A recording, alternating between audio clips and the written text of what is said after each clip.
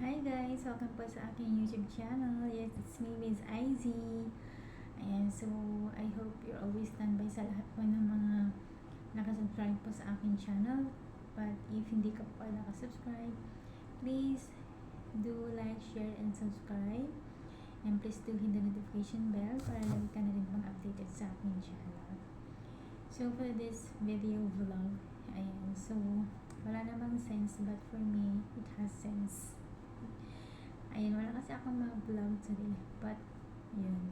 So, some of you, I think, mahilig din sa mga small mga pang-displays, yung mga especially yung mga figurines.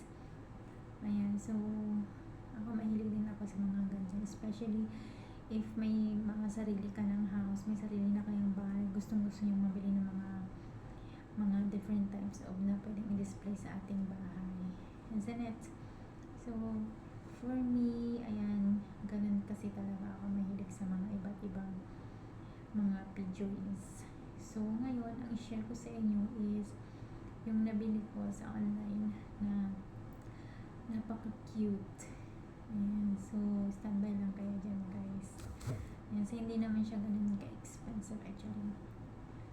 Ano lang siya, 4 SRs. Something like that yung nabili ko. So, ito siya guys. So, it's so cute. Ayan. So, this is a boy sitting in the moon and then he's holding a teddy bear. Ayan. So, it's very cute. So, and they are couple. And this is the other one, the girl. Ayan. So, he's holding a heart. And so, they are very cute and they are couples. Ayan.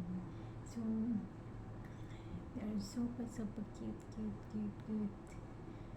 Ayan. Ang liit lang niya. Ganyan lang siya. Ayan. Super cute. Ayan. Then, meron din akong biniling piggy bank sa online. Ayan. So, may laman na yan. Ayan. So, may laman na siya. Din siya. So, they are very cute. Hindi siya ganun ka-expensive. Ayan. I just wanted to buy something. Kung para sa iba walang sense, but for me it has sense. Ayan guys. So, thank you for watching. I hope you enjoyed. Thank you and, yun. Thank you for watching.